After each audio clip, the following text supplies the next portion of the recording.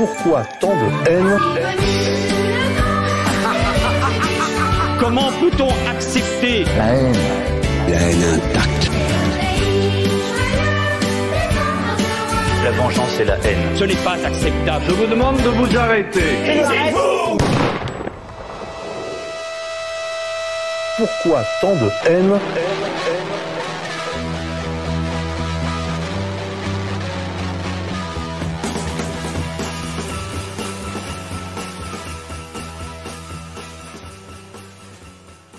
L'Occident est malade. Certains évoquent même sa défaite probable.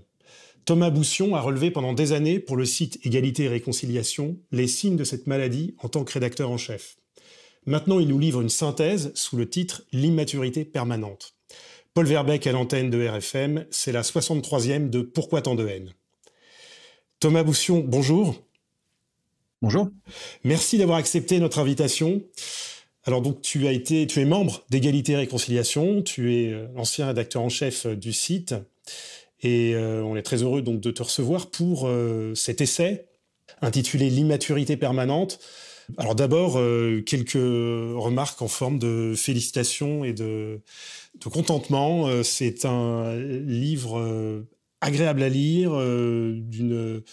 d'un style extrêmest maîtrisé et qui a une approche très féconde de phénomènes au milieu desquels nous sommes. Et donc, on est très heureux de donner la parole pour celui-là. Peut-être pour démarrer, qu'est-ce qui t'a poussé à l'écrire ? Alors, l'idée de départ du livre m'est venue il y a longtemps. C'était il y a 3 ans, il y a même un peu plus que ça maintenant, c'était en 2020. À l'époque, je pensais pas du tout écrire un livre. Mais j'ai commencé à noter quelques réflexions sur la manière dont la population autour de moi, les gens que je côtoyais, réagissaient au Covid, puisqu'on était dans les premiers mois du confinement et l'hystérie battait son plein. Et il s'est passé un petit événement sur ER à ce moment-là, qui était la vidéo de Vincent Lapierre. Je ne sais pas si vous vous souvenez, il a fait une vidéo sur l'analyse d'Alain Soral sur le couillonavirus, ça s'appelait. Vincent, qui était donc un ancien de R, avait fait une vidéo de 2 heures sur le sujet. Et j'ai regardé cette vidéo au moment même où il l'a sortie et j'ai commencé à prendre des notes dans sa vidéo, puisque je trouvais que sa manière de comprendre non seulement tout ce qui se passait sur le plan politico-médical à ce moment-là, mais aussi la manière dont il comprenait ce qu'Alain Soral disait, donc ce que les commentateurs sur le Covid pouvaient dire.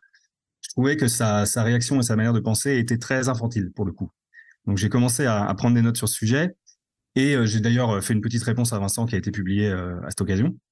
Et cette idée ne m'a finalement jamais vraiment quitté depuis. Et j'ai commencé à développer un petit peu tout ça, à prendre de plus en plus de notes. Et au bout d'un moment, je me suis dit, il y a peut-être matière à plus que des notes, à peut-être un article. Finalement, l'article était très gros, donc je me suis dit, peut-être qu'on peut creuser certains points. Et ça a donné un petit livre que j'ai écrit donc cet été. Thomas, faisons-nous plaisir. Tu peux revenir sur les caractéristiques de cette infantilité que tu avais notée dans les commentaires de Vincent Lapierre ? Ce qui m'avait frappé, c'était la notion de croyance qui était au cœur de sa réaction. C'est-à-dire que, on va pas forcément parler que de Vincent, on va élargir un peu le sujet. Je me permets, en réalité, il y a beaucoup de gens qui, quand ils reçoivent de l'actualité, quand ils écoutent des commentaires de ce qui se passe autour d'eux, ils se demandent, la première chose qu'ils se demandent, et je pense que beaucoup d'entre nous avons observé ça, notamment sur toute la période du Covid, beaucoup d'entre eux se demandent qui croire, quels analystes, quels experts, parmi ceux qu'on voit défiler, qui croire, parce qu'après tout, il y a beaucoup de théories un peu concurrentes qui s'affrontent sur ce sujet-là, mais aussi sur d'autres. On pourrait parler du réchauffement climatique, c'est un peu la même idée. Et Vincent, je me souviens dans sa vidéo, disait mais moi, j'ai cru à ce que disait Alain Soral.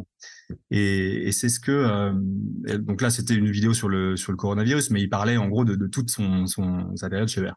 Et donc la centralité de la notion de croyance, c'est un mot vraiment qu'il répète plusieurs fois, m'a profondément interrogé. Je me suis dit mais comment se fait-il qu'il essaye de croire qui que ce soit en réalité? Et notamment ce qu'on appelle des sources. Il y a toujours ce fameux débat sur les sources, les sources contradictoires, lesquelles il faut choisir, quelle est la crédibilité des sources. Et dans crédibilité, il y a croyance. C'est vraiment croire quelqu'un qui parle en tant qu'expert. Donc ça, c'était vraiment je dirais le nœud sur lequel je me suis appuyé pour mener la réflexion dans ce bouquin.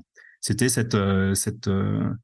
je dirais cette épistémologie, puisque là, il s'agit vraiment de réfléchir sur la manière dont nous prenons connaissance du monde. Et je constate que chez beaucoup d'adultes, puisque Vincent est un adulte, hein, physiquement en tout cas, chez beaucoup d'adultes, on a je dirais une défaillance dans la manière de comprendre le monde. Et ce que j'essaie d'amener dans le bouquin, c'est surtout, d'ailleurs dans la partie centrale, c'est cette réflexion sur la façon dont on connaît le monde et ce qui distingue le mode, je dirais, infantile de connaissance du monde et le mode adulte. Oui, c'est Voilà. une épistémologie infantile, effectivement, un recul du rationnel, en fait. Alors, c'est intéressant, oui, parce que ça nous amène aussi à une espèce de mélodramatisation par voie de conséquence de sa situation, de sa posture, mais qu'on peut généraliser, hein, à partir de Vincent Lapierre. Hein, je croyais, donc j'étais victime, puisqu'on fait plus appel du tout à la rationalité. Enfin, et là, on peut tirer la pelote, en fait. Victimisation, oui, psychologisation, sentimentalisme. Exactement, le manque de contrôle de ses émotions, je dirais, plutôt l'incapacité à séparer l'émotionnel du rationnel, déjà, et puis effectivement, il évoquait sa déception. La déception, c'est pas un terme très rationnel en réalité, hein, c'est quelque chose qui ressort de l'affect. Et puis tu me demandais les traits infantiles chez Vincent. Bon, effectivement, je pourrais rajouter que il y a dans son approche du militantisme notamment une certaine inconsistance qui moi me fait penser à un manque de conviction profonde et ça c'est quelque chose, enfin plutôt un manque de droiture et de fidélité, et ça c'est quelque chose qui me paraît aussi relever plutôt de l'enfance, dans le sens où l'enfance se caractérise par son caractère apolitique en réalité. Et le passage à l'âge adulte ne s'opère pas que par la politique, bien sûr que non. Il peut s'opérer de plein de manières différentes, mais je dirais l'inconsistance dans les prises de position. Alors ça veut pas dire qu'il faut toujours garder les mêmes positions absolument, hein, surtout pas de manière absolue. Mais simplement le passage de l'un à l'autre sous le simple coup de la déception, ça c'est quelque chose qui est complètement apolitique.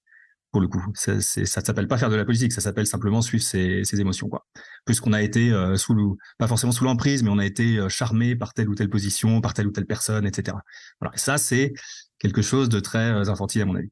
Oui, et puis c'est très commode vu qu'on comment dire, c'est une manière de s'en sortir quand on n'est pas capable de dire les raisons rationnelles pour les raisons sérieuses et conséquentes pour lesquelles on a suivi quelqu'un à un moment donné. Bon, fermons la parenthèse. Ça marche. VL. Voilà. Ces phénomènes donc que tu analyses, hein, avec les différentes ressources, disons, scientifiques, hein, que sont l'infantilisme, l'immaturité, le fait que on parvient jamais totalement à l'âge adulte, surtout l'homme dans la société actuelle. Comment ils se lient entre eux? Comment est-ce que tu les enchaînes? Est-ce qu'il y a une mécanique de un lien?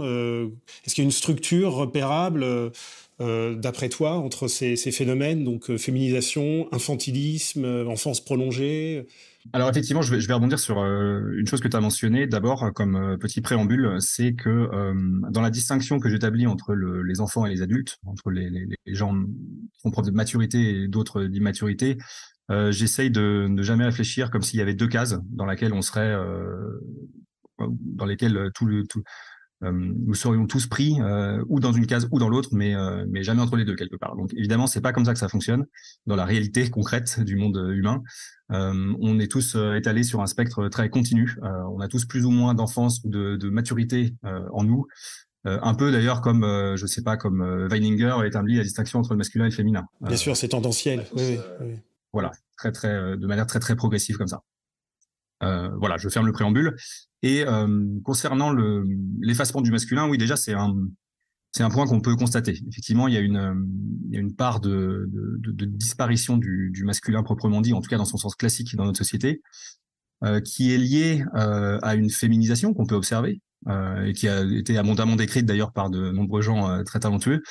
Et ce que j'essaye de dire dans le livre, c'est que on a souvent tendance à considérer que les hommes sont efféminés, alors que peut-être on devrait aussi se poser la question de savoir s'ils ne sont pas tout simplement restés au stade de l'enfance. Par exemple, je pense que vous pouvez faire cet exercice autour de vous. On peut observer un certain nombre de traits, je dirais classiquement féminins, chez pas mal d'hommes autour de nous. Principalement chez ce qu'on pourrait appeler des gauchistes, mais pas seulement. D'une manière générale, dans les sociétés occidentales qui sont très tertiarisées, où beaucoup de gens travaillent dans les services, on observe certains traits qui sont classiquement attachés à la féminité. Par exemple, on parlait d'incontinence émotionnelle, par exemple. Voilà, l'incapacité à maîtriser ses émotions. Le manque de force physique, c'est quelque chose d'évident, mais c'est peut-être le truc le moins intéressant. On peut quand même constater chez certains hommes un manque de sens pratique qu'on ne reproche pas aux femmes, mais qu'on associe souvent aux femmes. On pourrait dire aussi que beaucoup d'hommes aujourd'hui peinent à s'impliquer dans des causes qui les dépassent. Alors c'est pas quelque chose de proprement féminin, mais c'est quand même quelque chose qu'on voit souvent plus, à mon avis. Je vais peut-être me faire taper dessus pour dire ça, mais je vous le dis quand même, à mon avis, chez les femmes que chez les hommes. Bon, bref, on a tout un tas de traits qu'on peut observer chez les hommes et qui pourraient nous laisser penser qu'ils sont efféminés. Non, mais en fait, en t'écoutant, je me disais, mais c'est pas contradictoire parce que tu sais que c'est un fait qui a été observé depuis longtemps par les biologistes qui observent la façon dont grandissent les corps des hommes et des femmes. Les femmes conservent les traits enfantins, pour une partie, y compris dans le trait du visage, etc., que l'être masculin, lui, s'en détache davantage en grandissant. Mais ça, on n'en est que dans la morphologie. Est-ce que l'étape d'après, c'est effectivement la rémanence des traits enfantins dans la psychologie, dans le psychologico-affectif, quoi. Effectivement, et chez certains hommes, toujours dans les sociétés occidentales, on peut remarquer que à ces traits classiquement associés aux femmes, on peut quand même distinguer des traits qui sont pas spécialement associés aux femmes, mais qui marquent plus un caractère infantile. Par exemple, chez certains, mais pas chez tous bien sûr, une incapacité à avoir une hygiène de vie correcte, que ce soit par la nourriture, la propreté, la santé. Faire du sport, c'est compliqué parce que ça demande trop d'efforts. On a des hommes qui, dans leur rapport aux femmes, sont dans la recherche de la mère en permanence. Donc là, pour le coup, on est vraiment dans l'enfance et qui sont, par voie de conséquence immédiate, assez incapables de draguer, d'aller chercher les femmes. Ce sont aussi des hommes qui souvent sont plus préoccupés par le jeu que par le travail ou l'amélioration de soi ou par l'implication dans des constructions, de la production. Voilà. Et bien sûr, sur le plan esthétique, vestimentaire, beaucoup d'hommes s'habillent comme des adolescents également. Donc on a tout un tas de caractéristiques aussi qui relèvent plutôt de l'enfance que de la féminité. Et effectivement, dans le bouquin, je postule que la disparition du masculin tient au moins autant de l'infantilisation que de la féminisation proprement dite, quoi. Voilà. Et ce que je disais sur la société qui est devenue tertiarisée, c'est peut-être l'une des clés aussi pour comprendre ça, c'est que certes on peut constater la montée en puissance des femmes dans la sphère publique, dans toutes les professions, mais aussi dans les médias, dans la classe politique, etc. Mais il reste je dirais une réalité incompressible, c'est que ce sont les hommes, et de manière presque exclusive, qui produisent et qui dominent le monde matériel. Et ça, il suffit de sortir dans la rue 2 minutes pour s'en rendre compte. Si vous marchez dans la rue, le trottoir sur lequel vous marchez, il a été construit par des hommes. La voiture qui roule à côté de vous, elle a été construite par des hommes. La route sur laquelle elle roule a été construite par des hommes. Les arbres à côté de la route, ils sont plantés par des hommes. Le bâtiment autour de vous, les maisons, les appartements autour de vous ont été construits par des hommes, etc. Le matériel, donc je parle pas du reste, mais le matériel a été produit et sera toujours produit par les hommes. C'est une réalité anthropologique assez incompressible. Néanmoins, ce sont quand même les hommes adultes qui produisent le monde matériel. Et c'est là que j'essaie de faire le lien avec l'infantilisation. C'est que si on a des garçons qui ne deviennent plus les hommes, ou en tout cas plus au sens classique, qui deviennent plus adultes, je renvoie à ce que je disais au préalable, aux critères qu'on a évoqués, et ben on a une logique désaffection pour la production matérielle, pour la maîtrise de la matière qui, classiquement, je dirais même fondamentalement dans nos gènes et dans notre idiosyncrasie à tous, revient aux hommes. Donc ça a des conséquences sur la désaffection, je sais pas, pour l'artisanat, pour le monde agricole, pour l'industrie, pour tout ce qui est ingénierie, pour tout ce qui est conception technique, des domaines qui sont pas du tout, je dirais, que les femmes peuvent investir, hein, mais voilà, il suffit d'ouvrir les yeux sur tout ça pour comprendre que ça revient principalement aux hommes. Et c'est cette orientation massive dans le tertiaire qui en découle, en tout cas dans les sociétés occidentales, les sociétés où on a 80% des gens qui vivent dans les grandes villes. Et bien dans cette société complètement tertiarisée, quelque part, le masculin n'a plus de compétences supérieures au féminin. Sauf dans des situations un peu, je dirais, vigoureuses comme toutes les négociations ou les situations d'autorité. Mais quand on organise tout autour des services et de la consommation, puisque c'est ça la société tertiarisée, les services et la consommation, le féminin est beaucoup plus à l'aise que le masculin. Donc, que ce soit dans les relations sociales, dans tout ce qui est travail sur la forme plutôt que sur le contenu, tout ce qui est communication, etc. Donc, il est logique, à mon avis, que le féminin devienne aussi beaucoup plus présent pour cette raison-là que le masculin. Je note juste, pour finir là-dessus, il s'agit quand même d'un engendrement réciproque. Donc, faut pas voir ça comme une causalité directe et, je dirais, unidimensionnelle. Un engendrement réciproque parce que une société féminisée aura aussi beaucoup de mal à produire des hommes, au sens classique du terme. Ou alors, elle produira des hommes qui seront quelque part en réaction à cette société, c'est-à-dire en rupture avec la société, et notamment avec la société de consommation. C'est le cas, à mon avis, de beaucoup de militants d'égalité et réconciliation, par exemple. Ce que tu viens de développer, là, ça fait également penser au film d'anticipation Idiocratie, tu sais, où, d'une certaine manière, les adultes sont devenus des enfants, hein, tous sexes confondus, et l'effondrement du monde matériel il est patent. Enfin, c'est l'apocalypse, évidemment. Là. Oui, absolument. Ouais. Oui, parce que le monde commence quand même par la production matérielle, en réalité. Toute la civilisation commence par là. Je pensais aussi à un autre sujet qui est un des traits de cette enfance prolongée. Je pense que c'est apparu, tu me corrigeras hein, si je me trompe, hein, c'est apparu dans les années 2000, fin années 2000 et début 2010, sous la forme de mode de consommation pour trentenaires de produits dits régressifs, enfin qu'on peut qualifier de régressifs. C'est-à-dire, on leur revendait les séries de leur enfance, on leur revendait c'est les soirées Glooby-Boulga, enfin toutes ces salades. Et c'est le moment où générique de série télé. Ouais. Voilà, et c'est le moment où on a commencé à parler des adolescents. Oui, tout ça s'inspire du même phénomène. C'est quelque part et là, ça touche pas que les hommes, hein. Ça touche aussi les femmes. Oui, clairement. Il ne s'agit pas que de disparition du masculin. On pourra y revenir d'ailleurs éventuellement. C'est quelque part aussi une disparition du féminin, bien compris. En tout cas du féminin adulte. Et oui, effectivement, on a cette tendance à la régression qui s'explique par le fait que l'un des objectifs aujourd'hui, l'un des objectifs inconscients et jamais déclarés évidemment, quoique parfois déclarés. Oui, parce que là c'était la régression vendue comme telle. Elle était vendue comme telle. Ouais. Que c'est presque assumée désormais. D'auto-célébration du style régressif. Oui, absolument. Avec, pour moi, je sais pas ce que tu en penses, mais il y a un lien aussi avec le ricanement Canal+.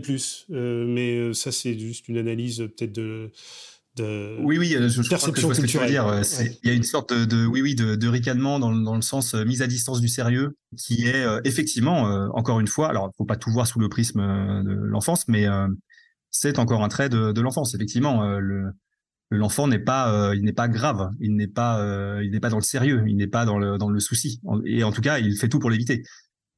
Et effectivement, l'animateur de Canal+ fera tout pour éviter que son émission devienne sérieuse, puisqu'il faut rester léger, il faut rester. Faut pas plomber l'ambiance. Pas parler du chômage ou de la crise, ce serait quand même malvenu.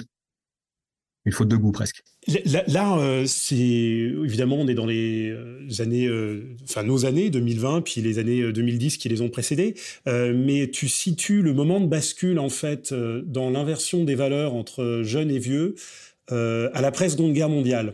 Enfin, pour toi, c'est quelque chose de progressif. Tu peux revenir sur ce phénomène de bascule ? Oui. Oui. Alors, la première chose qu'il faut remarquer, c'est d'abord que traditionnellement, on a quand même, enfin, quand je dis traditionnellement, des temps qu'on n'a pas vécu, mais on s'imagine quand même que dans nos sociétés, avant une époque assez récente, on avait une sorte de rapport hiérarchique entre les jeunes et les vieux. C'est-à-dire que les vieux étaient en haut et les jeunes en bas de la hiérarchie, dans le sens où il y avait une verticalité qui était liée au savoir et à l'expérience. C'est-à-dire que le vieux détient le savoir, il détient l'expérience, puisqu'il a plus vécu par définition que les jeunes. Et donc, il transmet de manière tout à fait verticale son savoir aux jeunes. Et c'est ce qui lui donne une sorte de valeur supérieure, dans cet ordre traditionnel en tout cas. Son expérience a plus de valeur que l'expérience d'un jeune, en réalité, puisqu'il a eu tout le loisir de nuancer et d'enrichir son expérience et de la faire vraiment avoir du sens par rapport au vécu des hommes. Assez récemment, effectivement, on assiste à une inversion. Je le situe effectivement après la Seconde Guerre mondiale, dans le sens où parce que je pourrais remonter probablement au néolithique, hein, si je faisais du cousinisme jusqu'au bout. Mais si on veut parler des événements récents, on peut notamment mentionner les années 70 et 80. Le pivot pour moi, c'est mai 68. Je pense que ça surprendra personne. Mai 68, pour rappeler rapidement, c'est effectivement, ça a été retenu comme une agitation étudiante, mais c'était aussi une vraie crise sociale. Il y avait un contexte d'exode rural, il y avait une augmentation un petit peu du chômage, il y avait un certain accroissement des inégalités qui était lié à cet exode rural et donc à la précipitation de tous dans les services, encore une fois. Et puis, c'est juste après Vatican II aussi, qui est au début des années 60. Et donc, il y a une réforme de l'Église et une réflexion sur tout ça dans une société qui était très catholique encore à l'époque. Avec une vraie grève de grande ampleur, 7 millions de grévistes, etc. Mais de tout ça, l'histoire a retenu un peu, surtout la contestation étudiante, en réalité. Quand on demande à, je sais pas, un gamin de 15 ans aujourd'hui, c'est quoi mai 68, il va vous dire, c'est les étudiants, voilà. S'il en a déjà entendu parler, il vous dira ça. Donc là, on a d'abord, à mon avis, un point de pivot qui s'opère, qui est vraiment la mise en avant d'une contestation étudiante. Je ne sais pas si ça n'a pas existé déjà auparavant, certainement que si.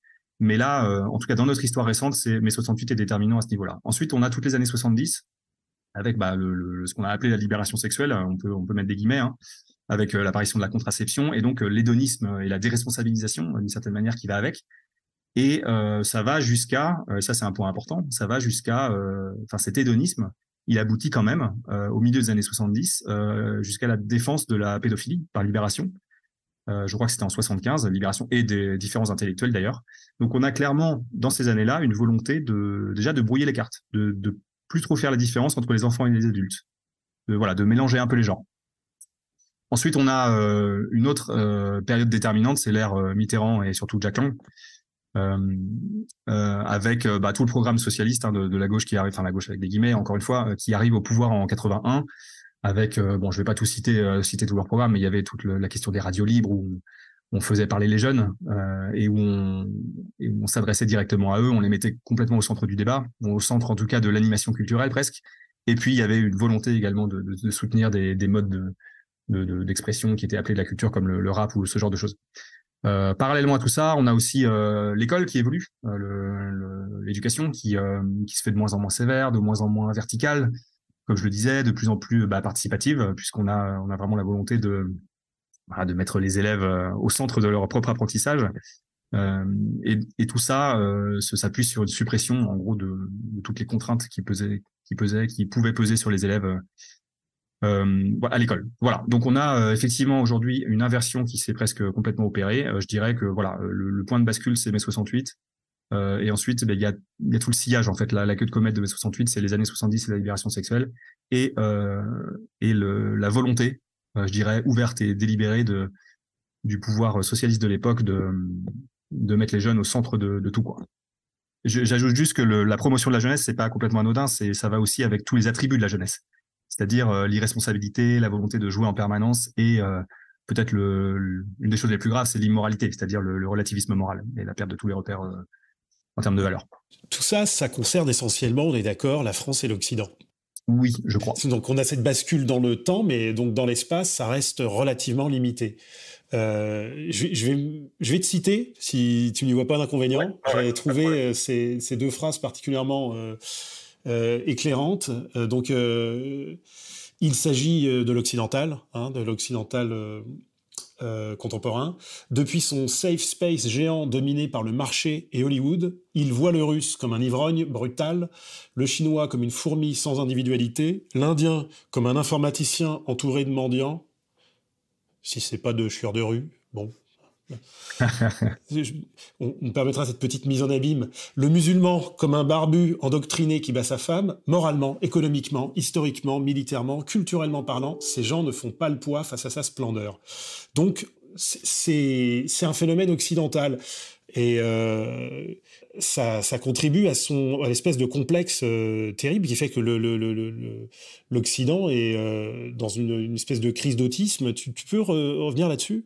Oui, alors effectivement, on a des adultes qui sont censés l'être, en tout cas dans les populations occidentales, qui se referment complètement sur eux-mêmes et qui finissent par rejeter tout ce qui leur ressemble pas. Alors d'où ça vient? Tu as mentionné au début de l'extrait que tu as cité, je parle de safe space. Le safe space, c'est un concept qui est né, qui a été popularisé, je dirais, aux États-Unis, je crois, dans les années 60, si je ne m'abuse, dans les milieux homosexuels, ou en tout cas, oui, homosexuels, LGBT, et qui est l'idée que il faut créer des espaces pour protéger les individus des agressions qui sont présentées comme agressions. C'est en gros des gens qui viendraient leur dire que ils sont pas tout à fait d'accord avec ce qu'ils font ou avec ce qu'ils pensent. Et le safe space, bon, au début c'est ça, mais ça a un petit peu évolué. Et je dirais qu'on est effectivement dans une situation aujourd'hui où on a une généralisation du safe space, de la volonté de créer des safe space. Donc safe space en anglais, je l'ai pas précisé, mais ça veut dire espace de sécurité en gros. Et aujourd'hui, quand on discute avec par exemple des individus d'extrême gauche qui sont dans toutes ces problématiques ou qui militent dans ce sens, on sent une très nette volonté de créer des espaces. Alors pas encore sur le plan, je dirais, d'espace physique, mais presque. En tout cas, des zones, au moins intellectuelles, dans lesquelles on ne leur apportera jamais de contradiction. Parce que la contradiction est vécue comme une micro-agression, comme ils disent. C'est-à-dire, si on creuse un peu la question, comme une contrainte qui vient les empêcher de penser ce qu'ils veulent, quand ils veulent, et de la manière dont ils veulent. Et ça, c'est un peu la clé pour comprendre le rapport infantile au monde. C'est la volonté de mettre à distance toutes les contraintes qui viendront limiter ce qu'on peut appeler la liberté individuelle, c'est-à-dire la capacité de faire ce qu'on veut quand on veut. Donc l'enfant, lui, l'enfant le vrai, celui qui est vraiment très jeune, cherche constamment à éviter les contraintes. Il ne cherche jamais, en tout cas pas tant que les adultes ne lui demandent pas de le faire, il ne cherche jamais à dépasser les contraintes. Et dans le livre, j'établis cette distinction entre le fait d'éviter une contrainte et le fait de la dépasser ou de la surmonter. Et là, c'est toute la question en réalité de l'apprentissage qui se joue. Qu'est-ce que c'est qu'apprendre quelque chose? Qu'est-ce que c'est que grandir? Grandir, c'est déjà se donner un objectif. Ensuite, dans l'accomplissement de cet objectif, on rencontre des obstacles. C'est quasiment systématique. Des obstacles qui sont donc des contraintes qui viennent nous empêcher d'y aller, je dirais, droit au but, sur une ligne droite. Il va falloir trouver une stratégie pour atteindre cet objectif malgré les obstacles. Donc, on est obligé de vivre des échecs. Ensuite, on réfléchit un petit peu, on met au point une sorte de méthode. On applique cette méthode, ce qui nous demande plus d'efforts que ce qu'on avait tenté au début. Et grâce à cette nouvelle méthode un peu plus, je dirais, un peu plus élaborée, on finit par atteindre notre objectif. Donc ça vient, cette méthode d'apprentissage qui est complètement universelle, qui s'applique aux enfants comme aux adultes. On le fait tous les jours, on le fait dans tous les domaines, etc. Dès qu'on veut apprendre quelque chose, c'est un peu ça le schéma. On se confronte à des contraintes qui nous empêchent d'y aller droit au but, et ensuite on apprend des choses grâce à ça. Ce qu'on observe aujourd'hui, c'est que cette stratégie je dirais cet invariant dans l'apprentissage est complètement cassé par une volonté de mettre à distance, plutôt d'éviter les contraintes, plutôt que de s'en servir comme, je dirais, comme tremplin pour apprendre des choses et pour s'améliorer, pour devenir meilleur, pour mieux comprendre le monde, pour augmenter sa capacité d'agir dans le monde, donc sa puissance. Au lieu de faire ça, on essaye de détruire les contraintes le plus souvent, c'est-à-dire de les éliminer. Voilà. Donc le safe space, c'est un peu ça. C'est dire je suis dans une telle situation, il y a des gens qui sont pas d'accord avec ce que je dis ou avec ce que je fais. Plutôt que d'écouter ces gens, plutôt que de les faire rentrer dans mon monde et plutôt que d'avoir des relations, des interactions avec eux, je vais leur interdire tout simplement l'entrée dans mon espace vital. Et donc, l'Occident, pour revenir au début de ta question, l'Occident, je dirais, cette volonté de ne jamais vivre de contradiction a complètement infusé dans toute la société occidentale. Et aujourd'hui, on a effectivement une situation, on le voit notamment dans le conflit, dans la manière dont les Occidentaux parlent du conflit en Ukraine. On aboutit à une situation, effectivement, où on a une sorte de safe space géant, où l'Occident préfère, je dirais presque nier autrui, l'autre, plutôt que de vivre avec lui. Et donc, on a effectivement des Russes, des Iraniens, peut-être, je sais pas, des Saoudiens qui sont vus comme des méchants, comme des qui sont vraiment. Alors là, on est vraiment dans des catégories infantiles. Hein, c'est vraiment les Russes sont des méchants. Les Coréens du Nord sont des fous, peut-être, je ne sais pas. Les Chinois un petit peu d'ailleurs, puisqu'ils sont bizarres. Et on a effectivement aussi une sorte de rapport de complexe de supériorité par rapport à toute l'Afrique. Et donc, on a effectivement un Occident qui préfère, je dirais, mépriser le reste du monde plutôt que de se confronter à ce que toutes ces populations différentes peuvent nous apporter, notamment en ce moment dans le rapport avec la Russie, où on aurait beaucoup à apprendre, à mon avis, à discuter avec les Russes. C'est-à-dire, quelle est leur vision du monde, pourquoi est-ce qu'ils considèrent qu'on s'est fourvoyé, et qu'est-ce qu'ils peuvent nous apporter, qu'est-ce que eux ils ont comme modèle d'intégration, comme modèle notamment par exemple aux catégories hommes-femmes dont on parlait tout à l'heure. C'est quoi la société russe par rapport à ça, etc. On aurait beaucoup de discussions à avoir avec eux, mais effectivement on a beaucoup de nos congénères occidentaux qui préfèrent dire que le russe est méchant, il est fou, c'est un salopard, etc. Toutes ces catégories qui font sortir de la rationalité et qui permettent de supprimer la contrainte russe. Oui, et ça rejoint effectivement ce que je disais tout à l'heure sur la tertiarisation de l'Occident. Pour rappel, les Russes ont une économie qui tourne, je crois, à 30% sur l'industrie. Leur agriculture est autonome, c'est-à-dire qu'ils sont autosuffisants grâce aux sanctions de 2014. Voilà, j'invite ceux qui ne le connaissent pas encore à écouter Xavier Moreau à ce sujet et à lire ses livres aussi. Voilà, donc effectivement, il y a un rapport, je pense, assez net entre l'évolution de l'Occident en termes de catégories socio-professionnelles, on va dire ça comme ça, et ce qui est proposé dans les autres pays, ce qu'on a mentionné. Et c'est vraiment intéressant d'analyser les choses comme ça, parce qu'on voit bien que cette histoire du safe space qui a commencé comme en fait un abri contre la norme morale majoritaire, c'est ce que c'était tout de même ça, va de plus en plus loin et devient un outil pour s'affranchir du réel en réalité. Et finalement, tu as tout à fait raison de dire que ce que l'on observe en petit dans les safe spaces des minorités actives en Occident, on le retrouve en grand dans l'attitude de l'Occident, de ce qu'on appelle l'Occident collectif vis-à-vis du reste du monde. Et c'est pas une bonne nouvelle, parce qu'on est dedans, malgré tout. Et donc, on doit vivre avec les fous. Justement, puisqu'on en parle, comment est-ce que tu relis le phénomène qu'on appelle de ce mot valise wokisme ou cancel culture avec cet empire de l'enfance sur les cerveaux adultes? Alors, le wokisme, effectivement, d'abord il faut rappeler que le wokisme, woke en anglais, ça veut dire éveillé. C'est donc une volonté au départ de se revendiquer comme éveillé par rapport donc à des gens qui seraient endormis probablement, et un peu comme tu le mentionnais sur les safe space, qui était une sorte de réaction à une norme. Là, on a un peu le même ressort. Le wokisme fait partie de ce qu'on pourrait appeler la grande catégorie du gauchisme. Hein. C'est un mot qu'on peut utiliser, que j'essaie d'ailleurs de définir dans le livre plus précisément que ça.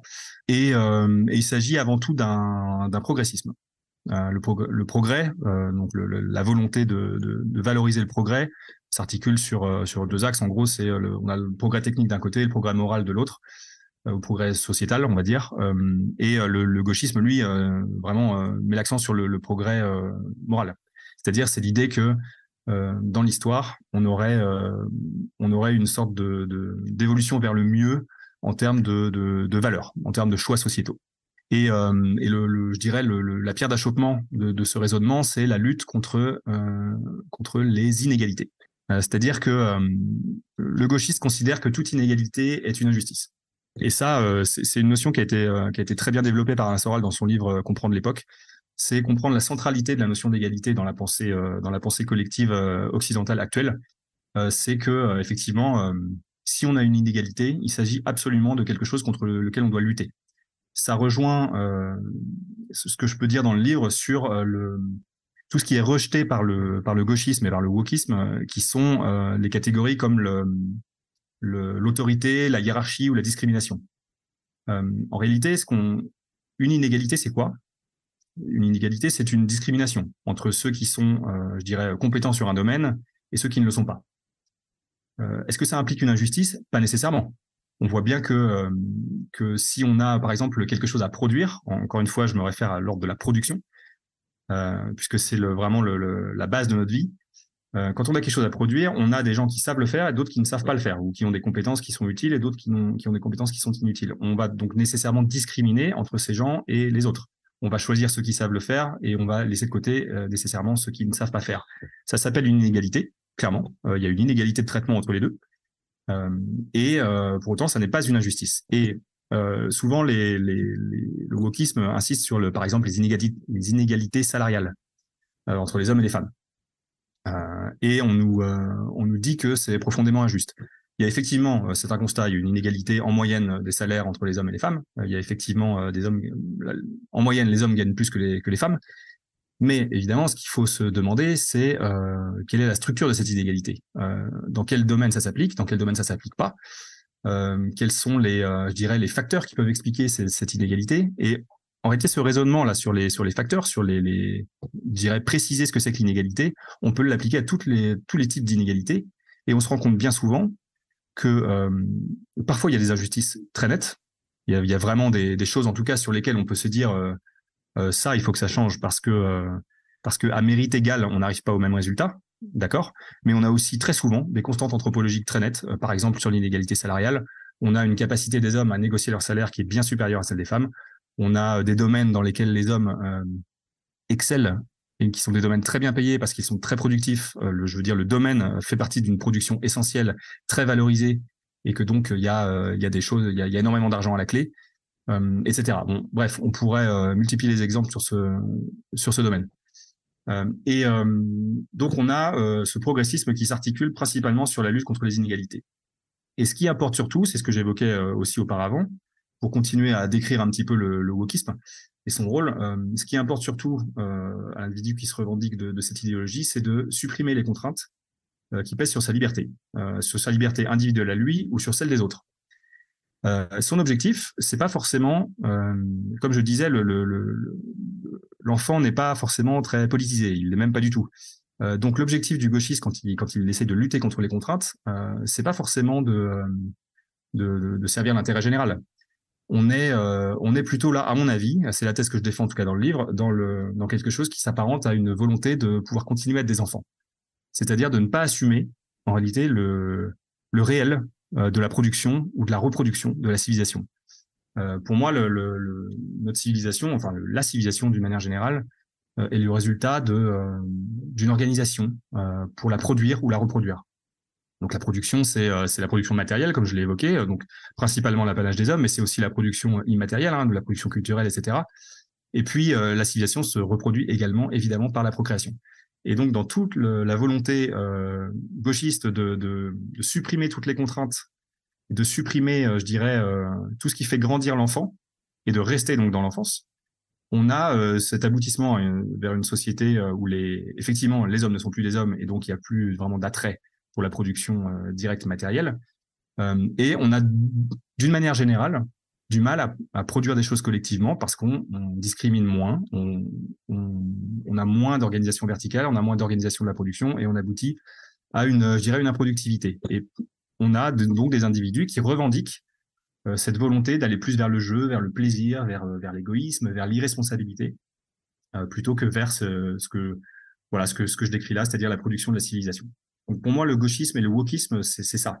Et la cancel culture, puisque tu en parlais, c'est un peu je dirais l'aboutissement de cette logique.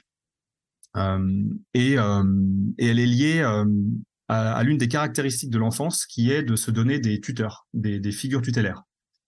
Parce que la cancel culture, c'est ça. C'est qu'on supprime tout d'un coup du paysage quelqu'un et toute son œuvre, quelque part. Quelqu'un dont on considère qu'il a été défaillant sur un certain nombre de sujets. Et donc, l'enfance se donne l'enfant n'y peut rien, en l'occurrence, mais les adultes se comportent comme des tuteurs par rapport aux enfants, et l'enfant le demande. C'est-à-dire que le tuteur, ça va être celui qui va être chargé de faire les choses, en gros, à la place de l'enfant. Alors, théoriquement, il est censé lui dispenser un apprentissage, lui dispenser une éducation. Quand ça se passe bien, ça se passe comme ça, justement. L'enfant, au contact du tuteur, apprend des choses. Mais il y a une sorte de rapport un peu pervers qui fait que l'enfant peut aussi s'appuyer sur le tuteur pour devenir complètement irresponsable. C'est-à-dire que c'est le tuteur, la figure tutélaire, qui prend toutes les responsabilités à sa place. Et le rapport, la vision gauchiste du monde, la vision woke, si on veut, chez les adultes, conserve cette mécanique du tuteur. C'est-à-dire qu'elle se réfugie derrière des figures tutélaires dont elle pense qu'ils sont absolument bons ou absolument mauvais. Donc on est toujours dans la binarité et l'essentialisme. Et à partir du moment où l'un de ces tuteurs défaille sur un sujet ou sur un autre, et notamment dans toutes les catégories qui sont contestées par le gauchisme, hein, par exemple le masculin et le féminin. Si on est dans les rapports hommes-femmes, on a évidemment tout le mouvement MeToo et toute la cancel culture qui s'est mis dans le sillage de ce mouvement pour annuler des figures masculines, parce que malgré toute je dirais parfois la beauté de leur œuvre et leur production prolifique, ont été complètement annulés, tout simplement parce qu'ils s'étaient comportés comportés avec les femmes d'une manière qui ne fonctionne plus par rapport aux catégories nouvelles, c'est-à-dire par rapport à la non-binarité, tout simplement, et au rapport homme-femme complètement déséquilibré. Dans ton livre, il y a 3 parties, si on fait un survol. Donc, une première partie qui explique en fait l'enfance reine, donc cet empire de l'enfance, donc avec à partir de l'anomalie jeuniste, du rejet de la contrainte, et donc le gauchisme pour briser le monde des adultes. Ensuite, tu évoques la nécessité donc de dépasser la contradiction. Et est-ce que tu peux expliquer ce que tu entends par dépasser la contradiction? En fait, ces associations de mots qui sont omniprésentes en fait dans le discours contemporain, mais qui nous aident pas à comprendre les choses. Est-ce que tu peux développer ça? Je prends un exemple, c'est l'anathème qui est banal aujourd'hui, celui du point Godwin, nazi, antisémite, conspirationniste, complotiste, etc. Les faux concepts, en fait. Oui. Dans le livre, j'essaye de faire la distinction, effectivement, entre ce que j'appelle les idées et les concepts.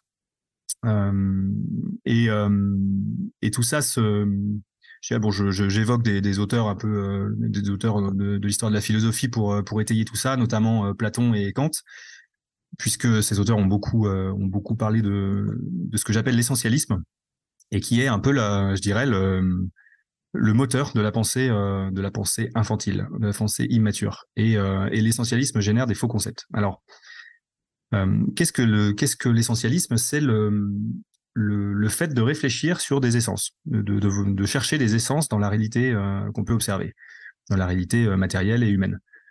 Une essence, c'est quelque chose qui est éternel, quelque chose qui s'incarne dans des formes, mais qui ne varie jamais. Par exemple, on peut citer Platon qui cherche l'essence du courage, ou plutôt ce qu'il appelle lui l'idée de courage, l'idée avec une lettre capitale. La théorie de Platon, et Kant a produit une théorie un peu dérivée de celle-là, c'est qu'il existe des notions qui sont donc des essences, des idées, qui planent comme ça, indépendantes de la réalité humaine, et les hommes essayent d'incarner ces idées par des formes différentes et avec plus ou moins de succès d'ailleurs. Donc c'est le courage, l'amour, la beauté, etc. Toutes ces grandes idées. Et la pensée essentialiste, c'est ça, c'est considérer qu'il existe des essences et que les hommes incarnent plus ou moins facilement et parfaitement ces essences. Le problème de cette pensée, c'est que elle rend assez difficile la compréhension de l'histoire, puisque l'histoire, c'est quand même quelque chose de très très mouvant. Et à chaque fois qu'on essaye d'identifier des formes dans l'histoire et qu'on essaye d'y chercher des essences, comme si ces formes exprimaient des essences donc par définition intemporelles, on se heurte à pas mal de problèmes. Ce que j'essaie de suggérer dans le livre, hein, c'est que à cette approche essentialiste, on peut apporter une sorte de mise à jour, d'augmentation, avec une autre approche, qui est l'approche plutôt dialectique. L'approche dialectique se fonde, elle, sur la contradiction. Donc l'idée, c'est de réfléchir aux formes historiques et sociales, non pas comme des essences, mais comme des rapports entre différentes formes, justement. Il ne s'agit pas de se demander, par exemple, si on prend la notion de démocratie, par exemple. C'est un mot très, très fourre-tout, dans lequel on met beaucoup de choses, on met beaucoup d'essence, justement, et pas beaucoup de sens. La notion de démocratie, si on la regarde dans l'histoire, donc on sait que ça commence à Athènes au 5e siècle avant Jésus-Christ, etc. Et ensuite, il y a plein de formes jusqu'à aujourd'hui. On a plein de territoires différents sur lesquels ce qu'on appelle la démocratie a émergé. Et quand on cherche, je dirais, l'essence démocratique, on se rend assez vite compte qu'il y a un petit problème. Parce que il y a quand même très très peu de points communs entre ce qui s'est passé à Athènes et ce qui s'est passé, ce qui se passe aujourd'hui en France.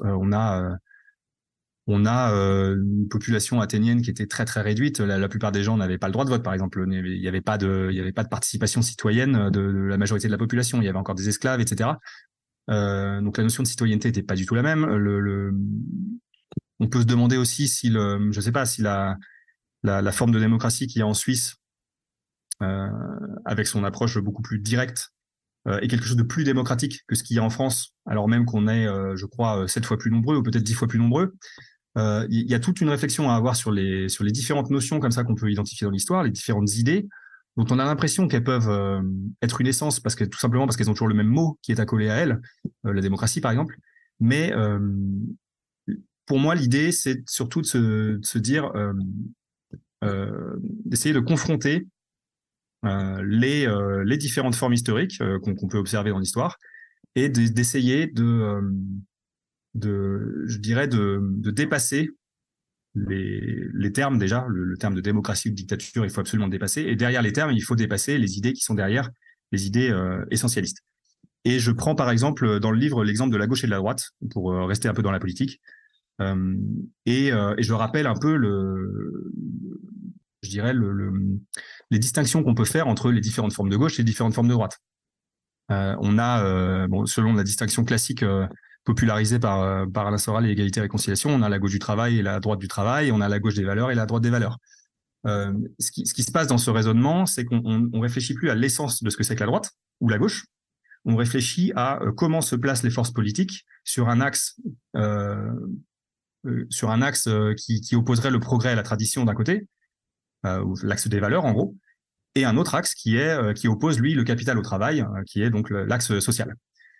Comment se positionnent les différentes forces politiques sur ces deux axes? Ça, c'est quelque chose qui est dialectique, parce que on est dans une étude des rapports de force, en l'occurrence, entre la tradition et le progrès d'un côté, et entre le capital et le travail de l'autre. Donc là, on commence à réfléchir à ce que c'est vraiment que aux formes que prend l'activité humaine dans l'histoire, et on quitte complètement le terrain des essences. Et pour revenir à la question de l'enfance, pour moi, le saut qualitatif entre l'enfance intellectuelle et la vision adulte du monde, il est là. C'est-à-dire, c'est le passage de l'essentialisme à la réflexion plutôt dialectique. Comprendre que, je dirais, la contradiction est nécessaire. C'est-à-dire que pour comprendre le monde, il faut absolument comprendre les oppositions qui traversent le monde. Voilà. Donc, c'est-à-dire l'opposition, encore une fois, entre le progrès et la tradition d'un côté, le travail et le capital de l'autre. Voilà. Et donc, cet effacement de la contradiction, pour finir là-dessus, il est très problématique parce que il fait disparaître toute compréhension possible de l'histoire, c'est-à-dire des rapports de force et de ce qui est produit par l'histoire. Il n'y a pas de force politique aujourd'hui qui échappe à cet engendrement par l'opposition des contraires que j'ai mentionnés. Voilà. Je pense pas qu'on puisse dire qu'il y ait une essence de la gauche ou une essence de la droite, par exemple. Ça me paraît complètement infantile. Et pour ne pas parler que du gauchisme, je voyais l'autre jour que je crois que c'est Julien Rochdy qui a publié un livre, La philosophie de droite ou quelque chose comme ça. Je sais plus comment il l'a mentionné. Ça me paraît, c'est pas très important. Ça me paraît particulièrement essentialiste pour le coup. Alors j'ai pas lu le livre, hein, donc je connais pas le contenu, mais malheureusement j'ai de fortes présomptions. Oui, et puis lorsqu'on n'a pas accès effectivement, enfin qu'on refuse de voir ces contradictions, on se réfugie dans le jugement moral, dans l'appréciation, typiquement le jugement de valeur. Enfin, oui, absolument. Et ce qui fait pas progresser d'un iota qui que ce soit. Non, parce qu'à partir du moment où on est dans ce qu'on appelle l'axiologie, quoi, les jugements de valeur, effectivement, on quitte le terrain de la raison. Oui, on doit choisir non pas en fonction. Qu'est-ce qui fait que, par exemple, on choisit une théorie ou une autre pour expliquer le monde qu'on observe? C'est pas un jugement moral qui va décider ça, ou en tout cas, ça devrait pas l'être. Si on veut rationaliser, si on veut comprendre le monde, il s'agit tout simplement de quitter le terrain de la morale et de l'indignation aussi, et de se dire bon, je vais pas me demander ce qu'il est bon ou pas. Comment dire, si telle théorie va se placer dans l'ordre du bien ou l'ordre du mal, je vais pas me demander si la personne qui porte cette théorie est quelqu'un de crédible ou pas, comme on l'évoquait tout à l'heure. Je vais pas me demander tout ce genre de choses, et je vais simplement comparer ce qui est dit, comparer un discours avec un autre, et me demander lequel de ces discours est le plus performant pour expliquer le monde dans lequel je vis, lequel s'emboîte le mieux avec les autres discours que moi j'ai déjà identifiés par ailleurs et qui expliquent d'autres parties du monde que j'observe. Comment ça s'emboîte tout ça? C'est ça le raisonnement, je dirais, dialectique. C'est de se dire, je vais simplement mettre les théories en rapport les unes avec les autres et je vais observer si mon cerveau se dit, s'il est satisfait par l'explication qui est donnée par tel ou tel discours, telle ou telle théorie. Voilà. Et ça, c'est quelque chose qui est qu'on peut illustrer par toute la problématique du Covid en réalité. Ou du réchauffement climatique. C'est les deux exemples que je prends souvent dans le bouquin parce que c'est vraiment quasiment les mêmes formes. Enfin, c'est pas les mêmes formes, mais c'est le même fond. Cette approche dialectique que je suggère, que j'encourage, elle permet de comprendre un peu le rapport que les gens peuvent avoir avec la science notamment.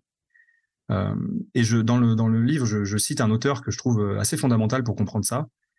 C'est Thomas Kuhn, Kuhn, qui est un auteur vraiment assez méconnu au final, qui a écrit un ouvrage je crois qu'il est américain, et il a écrit un ouvrage, je crois en 1962 ou 58, je sais plus, je veux pas dire de bêtises, qui s'appelle La structure des révolutions scientifiques, qui est trouvable en poche à pas cher.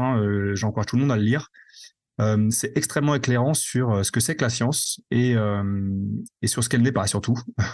C'est-à-dire que l'auteur Kuhn ne se pose pas la question des essences justement. Il se pose la question de ces théories qui s'affrontent dans l'histoire des sciences. Comment tout d'un coup il y en a une qui triomphe sur les autres. Il prend notamment l'exemple de l'astronomie. C'est un exemple très parlant. Il a même écrit un bouquin entier sur la question, sur Copernic, où il explique que bon, en gros, l'astronomie depuis le IIe siècle jusqu'à Copernic, c'est la vision de Ptolémée qui triomphe. Donc on a la Terre au centre de l'univers, notamment. Et pendant ces 14 siècles, je crois, tous les scientifiques vont, en gros, se baser là-dessus, et leur science quotidienne va consister à illustrer cette théorie de Ptolémée et à la confirmer. Et de temps en temps, on a des observations qui cadrent pas trop avec la théorie, c'est un peu foireux, mais on fait avec. Et de toute façon, les besoins matériels de l'époque suffisent. Ces imperfections ne remettent pas en cause la théorie parce que le besoin ne l'impose pas, quoi. Par contre, ce qui se passe avec la Renaissance, c'est qu'on a donc les grandes explorations, la navigation, etc., des besoins en astronomie qui sont grandissants. On a besoin d'aller plus loin, d'être meilleur. Et là, Copernic propose quelque chose qui va expliquer non seulement ce qu'on pouvait expliquer avant, mais en plus des phénomènes qu'on pouvait pas expliquer et qui étaient complètement que la théorie contredisait presque. Donc voilà comment se passe l'histoire des sciences. Voilà ce que ce bouquin de Kuhn apporte, et c'est ce que j'essaye de mettre en avant dans le livre, c'est que ça, c'est l'approche dialectique pour comprendre ce que c'est que la science. Et quand on voit effectivement des gens surréagir à ce qu'on voit à la télé, notamment sur le Covid ou sur le réchauffement climatique, on se dit qu'il y a un vrai problème de compréhension de ce que c'est que la science et de ce qu'elle n'est pas, en réalité. Et c'est ça que j'essaye de souligner dans le livre, et je place la question du rapport infantile au monde au cœur de cette défaillance, je dirais. C'est aussi une illustration de l'impasse occidentale, hein, puisque tout de même, cette histoire du raisonnement dialectique est quand même une histoire occidentale. Absolument. Et on est aujourd'hui au cœur du problème. Oui, ça a été, pour ceux qui veulent creuser le sujet, il y a un auteur en philosophie qu'il faut absolument lire, entre guillemets, c'est Hegel, et notamment son ouvrage La phénoménologie de l'esprit, que je vais pas résumer parce que j'en suis bien incapable, en tout cas dans ces détails, mais j'invite tous ceux qui s'intéressent à la dialectique et à cette approche intellectuelle très particulière à se pencher sur ce livre. Alors vous aurez du mal à le lire, hein, je vous préviens. Il va falloir un texte introductif, il va falloir quelques commentaires, mais si vous poussez l'apprentissage de Hegel au bout, ou en tout cas au bout de ce livre, vous allez effectivement changer de vision du monde. En tout cas, changer de rapport à la connaissance d'une manière générale.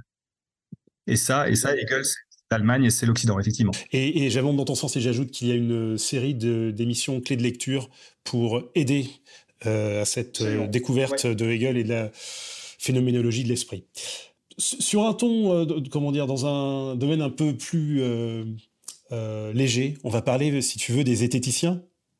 Tu dis à un moment donné qu'ils sont à la science ce que les fact-checkers et autres anticonspirationnistes sont au journalisme.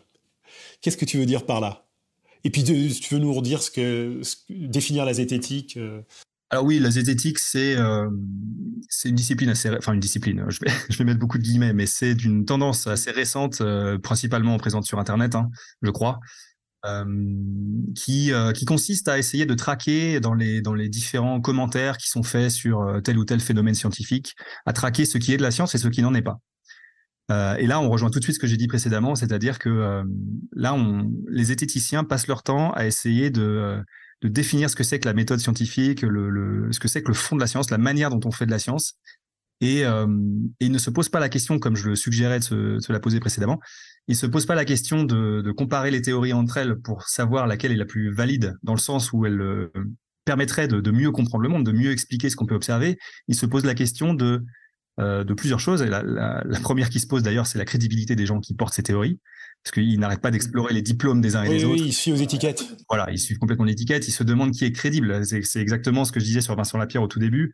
C'est quelle source je peux croire ? Le gars qui a 36 diplômes. Voilà. D'ailleurs, dans sa vidéo, c'est la dernière fois que je parle de Vincent, je te préviens. Dans sa vidéo, il mentionnait, je crois, un type avec qui il avait discuté qui était agrégé de philo. Et là, tout d'un coup, ses yeux se sont écarquillés, tu vois, genre c'était l'autorité suprême qui parlait, quoi. Bref. Donc les zététiciens, c'est un peu ça, c'est l'idée de chercher ce que c'est que la science, en gros, plutôt que de comparer les théories et de les faire s'affronter entre elles. Voilà. Et donc, effectivement, c'est une tendance qui est quand même assez je dirais répandue, hein, désormais. Il y a quand même beaucoup de personnes qui se revendiquent un peu de ça. C'est quelque chose qui fait un peu de bruit, ça peut avoir un petit pouvoir de nuisance parce que je le comparais au fact-checker parce qu'il y a un pouvoir de censure derrière tout ça. En réalité, c'est si on commence à distinguer, si on cherche l'essence de la science et que forcément il y a des gens qui rentrent dans l'essence et d'autres qui n'y rentrent pas, et ben on essaye d'ostraciser complètement le plus possible les gens qu'on a étiquetés comme n'étant pas dans la science. Voilà, donc par exemple, c'est des gens qui vont cataloguer le professeur Raoult comme charlatan. Voilà, c'est à ce genre de raisonnement qu'on aboutit, indépendamment d'ailleurs de tous les diplômes et de toutes les publications de Raoult. Mais ça, quelque part, c'est pas la question. Moi, ce que je me pose comme question quand j'écoute le professeur Raoult, c'est est-ce que la façon dont il décrit l'épidémie, les vaccins, etc., est-ce que tout ça a du sens par rapport à ce que moi, je peux savoir par ailleurs de toutes les forces, je sais pas, politico-financières qui peuvent s'exercer sur ce domaine de la médecine ? Est-ce que c'est conforme à ce que j'observe dans la rue, dans les hôpitaux, chez le médecin, auprès de mes proches, etc. C'est ça la question que je me pose. C'est pas combien de diplômes il a, c'est pas par quel protocole il a établi ses observations, puisque je crois que ça a été l'une des critiques qu'on lui a opposées. Voilà. Certes, il y a des manières de faire chez les scientifiques qui sont classiquement reconnus comme scientifiques, évidemment. Il y a différents protocoles d'études, etc., de différentes méthodes scientifiques, de démonstration notamment, et d'observation. Mais c'est pas l'alpha et l'oméga de tout, déjà, puisque on a eu de nombreux exemples dans l'histoire des sciences, et c'est pour ça que je mentionnais le bouquin de Thomas Kuhn. Dans l'histoire des sciences, si vous l'étudiez de près, vous avez souvent des gens qui arrivent avec des méthodes et des théories qui sont complètement considérées comme hérétiques au moment où elles arrivent, et qui sont ensuite considérées comme, 2 siècles plus tard, on les considère comme la science normale. On a simplement opéré ce qu'on appelle un changement de paradigme, c'est-à-dire un changement de définition de ce qui est la norme. Voilà. Donc voilà, la zététique, c'est ça. C'est traquer les hérétiques dans un ordre complètement, je dirais, conservateur. Hein. C'est vraiment là, on est vraiment dans la défense de la norme et même du pouvoir en place, quoi. Oui, c'est en fait, en plus, ils se prennent à des énoncés qui pour certains relèvent de l'idéologie, pour d'autres relèvent effectivement d'une tentative de discours scientifique, mais en mêlant le vrai et le faux, ils ne contribuent pas à faire progresser la conscience, c'est certain. Pour aider justement donc l'enfant à faire l'apprentissage de la difficulté, de la contradiction et donc à grandir, à s'élever, il doit rencontrer de la contrainte, parce que tu as bien insisté là-dessus. Et c'est cette contrainte qui a comme absence de liberté qui va lui permettre d'accéder à une forme de liberté pour le coup supérieure. Tu peux revenir sur ces 2 manières d'envisager, parce qu'on a le même mot, on a le mot liberté pour désigner 2 choses qui en fait sont assez différentes. Donc on est piégé un petit peu par notre langage, et toi tu essaies de clarifier les choses, donc si tu veux revenir sur ces définitions peut-être. Alors effectivement, le terme liberté, c'est quelque chose de complètement fourre-tout que j'essaie d'éviter au maximum. Alors déjà souvent je lui appose un petit adjectif, hein, c'est souvent la liberté individuelle où j'essaie de préciser un petit peu, et surtout j'essaie de me séparer de ce mot liberté. L'idée, si tu veux, c'est on pourrait se dire effectivement que c'est un peu étonnant de parler je dirais de contraintes qui produit de la liberté. Et notamment quand on pense à toute la censure qui s'exerce, la censure, je dirais la coercition politique, qui empêche la parole, qui empêche l'expression. Ça, c'est de la censure et c'est de la coercition politique. Mais il faut surtout pas la confondre avec la coercition intellectuelle, c'est-à-dire celle qui consiste à opposer un argument à un autre, en réalité, à apporter la contradiction, comme je disais tout à l'heure. Et c'est ça qui nous force tous à trouver des solutions, en gros, aux problèmes auxquels on est confronté, des problèmes parfois très complexes. Et cette contradiction, cette coercition intellectuelle, je dirais, cette adversité, elle est donc parfaitement saine, tout à fait indispensable d'ailleurs à la connaissance et à l'apprentissage, comme je disais tout à l'heure. Et l'argument central de l'idéologie woke, notamment, c'est un peu l'inverse, c'est de censurer sur le plan politique pour rendre libre. C'est ça qui va créer le safe space, c'est la censure politique, mais c'est pas la censure intellectuelle, au contraire. La liberté entendue par le woke, le gauchiste, c'est sa liberté de n'être jamais contredit, en réalité. Donc c'est l'inverse du ressort de l'apprentissage et de vraiment de la compréhension du monde, qui est la contradiction intellectuelle, c'est-à-dire vraiment le discours qu'on entend parfois, qui nous contredit, qui nous dit qu'on a tort, que ce soit quelqu'un qui nous le dise ou nous-mêmes qui nous en rendions compte, c'est la même chose. On se dit, merde, ma théorie, elle est pas bonne là. Elle n'est pas utile pour expliquer ce que là j'observe devant moi actuellement. Donc il faut que je la modifie. C'est ça la contradiction. Et c'est ce que l'idéologie woke et la cancel culture veulent supprimer, justement. C'est la destruction aussi de la catégorie du politique, en fait. Parce que le politique peut plus tellement trouver à s'exprimer dans... Absolument. Non, exactement. Si tu supprimes le débat, il n'y a plus vraiment de politique, ça c'est sûr. Ça nous amène au point du désengagement, justement, de la politique, les formes de ce désengagement. Donc finalement, on peut dire que le gauchisme, le woke en sont des manifestations. Et comment est-ce que tu analyses à cet égard la persistance, malgré tout, d'un certain engouement, alors peut-être un peu entretenu par les médias et un peu fin, mais bon, la persistance quand même d'un engouement, on voit tous ça autour de nous, hein, au moment des élections, les gens se remettent en tout cas, ils font semblant de s'intéresser pour quelques semaines, voire quelques mois, au théâtre politicien. Comment ça se lie, en fait, au désengagement politique général et à l'empire de l'enfance, en fait? Alors effectivement, la participation aux élections, le vote, c'est vraiment peut-être l'expression de politique la plus faible, je dirais. C'est souvent l'idée de, comment dire, de participer à la politique sans y participer. Je disais tout à l'heure que effectivement, l'enfance se définit par son caractère apolitique. Et en réalité, chez les adultes, il y a 1000 manières d'échapper à la politique. Le vote est l'une d'entre elles. Effectivement, il y a une volonté de la part de beaucoup d'adultes aujourd'hui de se tenir à distance de tout engagement politique. Ce qui n'est pas condamnable en soi d'ailleurs. Moi, je demande à personne de faire de la politique en réalité. C'est pas la politique qui vous rend. Comment dire, la politique n'est pas la garantie de s'acheminer vers le stade adulte. Elle n'est pas non plus la garantie d'être moralement supérieur aux autres. Absolument pas. Simplement, ce que je remarque, c'est que certes, on peut pas reprocher aux gens de pas faire de politique. Par contre, on peut leur reprocher de prétendre en faire alors qu'ils n'en font pas. C'est surtout là-dessus que j'insiste dans le livre, c'est l'idée que effectivement on a pas mal d'adultes qui savent que oui, il y a des choses qui se passent dans le monde, que la politique a un impact, qu'il y a des difficultés sociales, etc. Et il est évident que il est assez bien vu de s'engager un minimum, ou en tout cas de dire qu'on participe à la société. Mais le vote, c'est vraiment l'expression la plus faible. C'est-à-dire que si on pense, par exemple, aux élections de 2017 ou 2022, c'est la même chose, on sait que si Marine Le Pen avait été élue, il se serait absolument rien passé de différent d'aujourd'hui. En tout cas, c'est ma conviction. Je pense qu'elle n'aurait pas appliqué son programme dans le sens où elle n'avait pas les moyens de le faire. Et ce que j'ai envie de souligner, c'est que la politique politicienne, c'est-à-dire je dirais le spectacle démocratique, c'est vraiment l'arbre qui cache la forêt. C'est-à-dire que les tendances profondes sont déjà à l'œuvre en réalité, indépendamment du résultat du vote.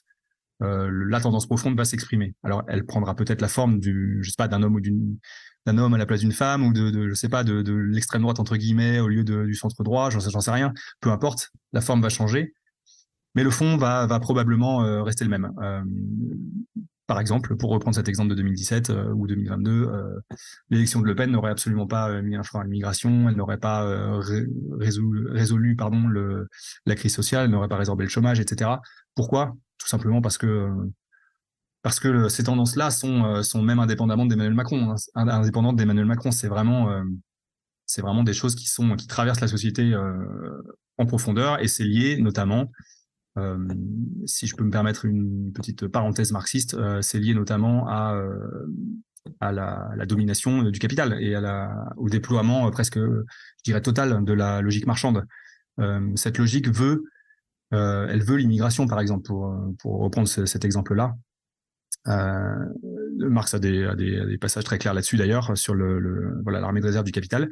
Et toute cette logique marchande, en réalité, met en branle des forces politiques qui sont complètement indépendantes des formes que peut prendre vraiment l'expression politique très faiblarde qui est la politique politicienne, et donc la démocratie et donc le vote. Voilà, donc c'est dans ce sens-là que je disais que effectivement la participation aux élections, bon, c'est quelque chose que effectivement beaucoup d'adultes font. D'ailleurs, je ferai remarquer que c'est surtout les plus âgés, les boomers, et que c'est quand même parfois une manière de dire bon, je fais de la politique, vous avez vu. Mais en réalité, on sait très bien que non, tu fais pas de politique. Tu te contentes de mettre un bulletin dans l'urne et c'est pas grand-chose. Mais il y a d'autres formes de fuite de la politique, hein. Il y a par exemple, ce que j'évoque dans le livre, c'est dans un registre complètement différent, c'est ce que j'appelle la fuite académique, c'est-à-dire l'idée que dans le monde universitaire, dans le monde académique d'une manière générale, hein, donc l'académie c'est l'université, mais c'est aussi tous les instituts, les labos, etc. Dans ce monde que j'ai un peu connu, on a beaucoup de personnes qui sont des adultes confirmés par ailleurs et qui brillent par leur apolitisme total, c'est-à-dire ou par leur je dirais leur capacité à se mettre au-dessus entre guillemets de la politique. Ils sont presque trop experts pour faire de la politique, et trop experts pour mettre les mains. Voilà. Et il y a une sorte de refuge dans l'expertise, tu vois, dans l'érudition. Chez beaucoup d'entre eux, j'évoque par exemple le cas de Pierre Bourdieu dans le livre, mais on pourra en évoquer beaucoup d'autres. Voilà, donc il y a tout un tas de stratégies par lesquelles les adultes peuvent échapper à la politique quelque part sans en avoir l'air. Et ça, c'est c'est pas quelque chose qui est propre à l'enfance, mais c'est la fuite de la politique, c'est quand même quelque chose qui fait que les adultes gardent un pied dans l'enfance. En te lisant, puis en te réentendant évoquer Hegel et la pensée dialectique et toutes les formes contemporaines un petit peu immatures d'expression du sujet, je pensais à une chose, c'est en fait que une des caractéristiques majeures de cet infantilisme, c'est on peut l'appeler le subjectivisme finalement. Le subjectivisme, le sujet persuadé que ce qu'il pense a de l'intérêt, qu'il est un sujet autonome, qu'il n'est pas pensé, il n'est pas agi, mais il exprime une opinion. C'est l'idée qu'effectivement nous sommes sujets de notre propre destin, c'est-à-dire souvent l'oubli effectivement des forces profondes qui exercent quand même certaines déterminations. Alors c'est pas des déterminations mécaniques, on n'est pas dans la physique, on n'est pas dans les mathématiques. Mais il y a quand même une forme de déterminisme qui opère dans le monde social et dans le monde politique. Et effectivement, tu fais bien de le souligner, le subjectivisme, c'est un peu l'idée que le sujet est roi. Quelque part, le sujet gouverne le monde et lui-même. Mais la démocratie d'opinion, de sondage, elle entretient ça, parce qu'on demande sans arrêt leur avis aux gens, surtout, sur rien, sur... Tout à fait. Avec la tragédie de tout ça, c'est la discussion de comptoir. Qu'est-ce que tu penses quand le plus souvent, on ne pense rien du tout. Absolument. Et non seulement on demande leur avis aux gens, mais en plus on demande l'avis à des gens qui sont encore un peu des enfants intellectuellement parlant. Et ça, c'est aussi très problématique. C'est-à-dire que si on demande l'avis de personnes qui sont effectivement dans une réflexion politique de longue date et qui ont compris un certain nombre de mécanismes profonds, effectivement, ça va apporter beaucoup de choses à beaucoup de gens. Mais si on demande au commun des mortels et on peut faire l'expérience tous les jours, là oui, on aura effectivement des discussions de comptoir. C'est assez triste d'une certaine manière, mais il est toujours possible de sortir de cette stérilité intellectuelle, je dirais, et des discussions de comptoir et de la réflexion de comptoir même. Et l'idée, c'est de pouvoir, si je veux parler d'une idée générale, ce serait de pouvoir identifier des forces qui sont à l'œuvre dans le monde et qui dépassent toutes ces fausses catégories, ces faux concepts qu'on évoquait tout à l'heure, la gauche, la droite, la démocratie, la dictature, etc. Il existe, j'en fais l'analyse en tout cas, et puis je suis loin d'être le premier, je m'appuie sur le travail de tous les autres. Il existe des forces qui traversent notre réalité humaine. Et qui sont surpuissantes par rapport à toutes ces fausses catégories de la politique spectaculaire. Dans le livre, très rapidement, j'en identifie deux, ou plutôt je place toute cette réflexion dans le cadre d'un affrontement, je dirais, éternel et indépassable entre la tradition et le capital. Je rentre pas forcément dans les détails parce que c'est un peu complexe et puis à la limite les gens pourront aller lire pour découvrir tout ça. Simplement, quand je parle de capital, juste pour préciser, c'est pas forcément une définition purement marxiste ou marxienne que j'en donne, c'est plutôt la mienne, mais ça s'inspire énormément bien sûr de la dialectique et du matérialisme historique. Et donc, peut-être en conclusion, si on veut te rejoindre dans ton combat contre l'immaturité permanente, outre te lire, qu'est-ce que l'on peut faire ? Déjà, lire les autres. On peut faire, je dirais, deux choses, ou plutôt on peut faire des choses dans deux registres. D'abord, sur le plan individuel, effectivement, on peut lire des livres. Ça me paraît une brique essentielle. Ça suffit pas, hein, il faut aussi pratiquer. Si vraiment on veut sortir de l'immaturité intellectuelle, je dirais, il faut réunir l'âme et le corps aussi. Faut toujours penser à ça, c'est-à-dire que les bouquins c'est bien, mais quand on est que dans les bouquins, quelque part on n'expérimente pas vraiment le monde et on n'est pas, quelque part, on se protège aussi d'un certain nombre de contraintes que le monde nous apporte et de contradictions qu'il peut nous apporter par la pratique. Et donc il faut trouver cet équilibre de pas essayer de sortir de ces zones de confort, comme on dit aujourd'hui. Les zones de confort, c'est juste une zone dans laquelle on se sent tout puissant. Sortir un peu de ces zones pour aller à la rencontre d'auteurs qu'on connaît pas très bien, ou pour tout simplement rencontrer des gens, voyager un peu, etc. L'idée, c'est toujours de confronter ce qu'on connaît déjà à des choses très différentes qui nous paraissent contradictoires et qu'on n'arrive pas forcément à expliquer. Par exemple, si je voyage dans un pays dans lequel j'ai jamais voyagé, je vais pas forcément m'expliquer très bien. Si j'y vais en Inde, par exemple, demain, je pense que je vais rien comprendre à ce que je vais voir. Néanmoins, si je fais cet effort pour grandir intellectuellement, je vais pas me demander si les Indiens sont des fous ou des méchants ou des gens complètement débiles. Je vais me demander ce que les invariants qui traversent à la fois la société occidentale et la société indienne. Et je vais essayer de trouver comme ça des choses qui vont me permettre quelque part de dépasser la contradiction entre l'Inde et la France. Je prends un exemple au hasard, ça pourrait être autre chose, mais vous voyez le principe. Donc il y a cet effort à faire sur le plan, je dirais, intellectuel, individuel. Et évidemment, on peut aussi agir sur le terrain politique. C'est un peu le deuxième registre. Pour ça, il faut faire attention à pas se tromper de combat, c'est un peu facile à dire, mais à bien étudier, je dirais, ces combats et ces alliances. C'est un point que j'évoque dans le livre aussi, c'est l'importance de comprendre la notion d'alliance objective, puisque parfois on a l'impression de combattre pour quelque chose, et en réalité on se retrouve embarqué malgré soi dans une alliance avec quelque chose qu'on n'avait pas prévu. C'est-à-dire qu'il y a des gens qui sont encore plus malins que nous, qui ont une connaissance de la politique plus fine que nous, et qui, quelque part, profitent de notre discours, qui pourtant, en apparence, dans le spectacle, est l'inverse du leur. Je pense par exemple à la fameuse alliance du gauchisme et du grand capital sur la question de l'immigration. C'est un point absolument classique. Voilà, et quelque part, il faut là-dessus aussi, il faut grandir, et ça commence par comprendre, rien que le fait de comprendre le concept d'alliance objective est déjà un énorme pas dans l'engagement politique, et l'engagement politique, je dirais, vertueux. Voilà, donc il y a des choses à faire sur le plan individuel. Là, c'est une discipline personnelle qui permet de s'instruire et de se pousser à être contredit et donc à apprendre. Et puis il y a aussi sur le terrain politique un effort à faire pour comprendre certains concepts clés qui permettent d'identifier des alliances, justement. Je parlais du concept d'alliance objective, ça nous permet d'identifier les forces profondes qui sont les alliances objectives, justement. Il y a des forces qui font graviter presque naturellement dans leur sillage tout un tas de forces politiques qui, en apparence, sont contradictoires. Donc, ne vous précipitez pas dans quelque chose qui vous séduit. Demandez-vous toujours par rapport à quelle structure, je dirais, quelle infrastructure politique et sociale je vais me situer en choisissant tel ou tel combat. Voilà.